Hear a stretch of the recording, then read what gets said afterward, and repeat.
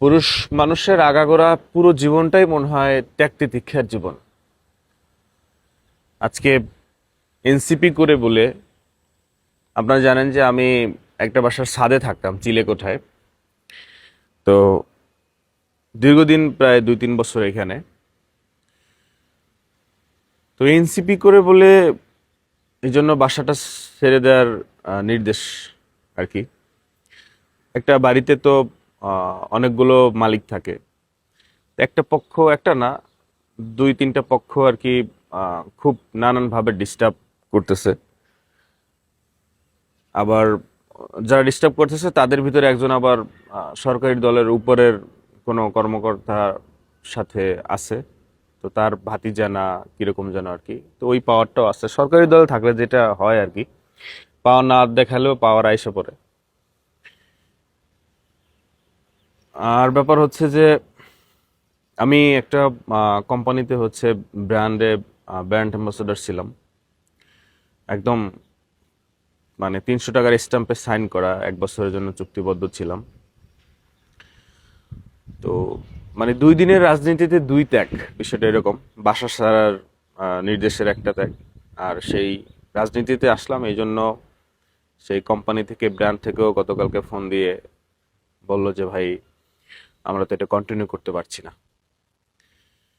তো ওই মানে ব্র্যান্ড থেকে যেই আমি মানে আমার স্যালারিটা পেতাম, ভালো একটা স্যালারি পেতাম।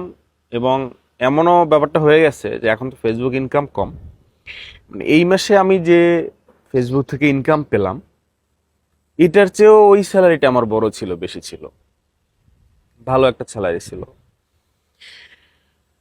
তো ওটাও ক্লোজ,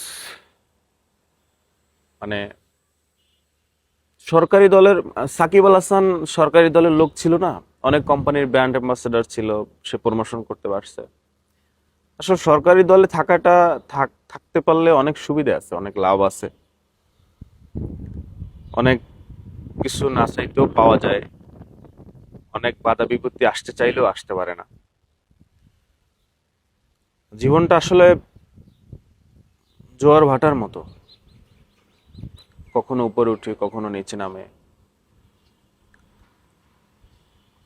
এটা অবশ্যই আমার জন্য ধাক্কা, কিন্তু কনফিডেন্সের বিষয় হচ্ছে, মজার বিষয় হচ্ছে যে আমি এর চেয়ে আরো অনেক বড় বড় ধাক্কা সামলে আসছি। আমার ব্র্যান্ড অ্যাম্বাসেডর 1 বছরের চুক্তিতে ছিল, তো সেটা 2-4 মাসের মাথায় ক্লোজ হয়ে গেল। এটা পেমেন্টটা খুব আমার একটা ব্যাকআপ ছিল। যেহেতু এখন ফেসবুক ইনকাম কম, আরো খুবই মানে গুরুত্বপূর্ণ ব্যাকআপ ছিল। বাসা ছাড়ার যে ব্যাপারটা, এনসিপি করি এখন, তো একটু এনসিপি পক্ষে কথা যাবে, যদিও আমি ওইটা দলটা দেখি না, আমি ফেয়ার কথাটাই অলওয়েজ বলে আসছি বা বলবো ইনশাল্লাহ। তবুও এখানে সরকারি দলের আত্মীয় স্বজন লোকজন আছে, যার জন্য নানানভাবে ডিস্টার্ব। এই যে ধাক্কাটা, মজার বিষয় হচ্ছে যে এর চেয়েও বড় বড় ধাক্কা আমি সামলে আসছি।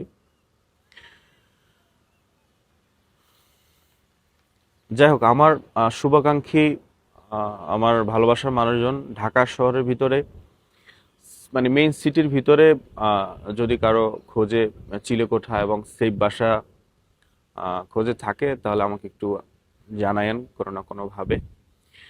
চিলেকোঠাটা হয় কি জন্য, যে আমি তো ভিডিও করি, তো ছাদটা পেলে ভিডিওটা করতে একটু সহজ হয়। রুমে বসে আর কত ভিডিও করা যায়, মন খারাপ থাকলেও একটু ছাদে আসা যায়, এই আর কি। আমার কাছে মনে হয় আমি ভালো ছেলে, মদ গাঁজা সিগারেট কিছুই খাই না, তো ছাদ পাইলে ওরকম সুযোগ সুবিধা নাই। এই তো আর কি। ত্যাগ তিতিক্ষা মানুষের জীবনে থাকবে, মানুষের জীবনে ত্যাগ তিতিক্ষা, মানুষের না পুরুষের জীবনে এগুলো থাকবে। ঠিক আছে, তাহলে আর কি, আল্লাহ তাআলা ভালো কিছু রাখছে হয়তো, ইনশাল্লাহ।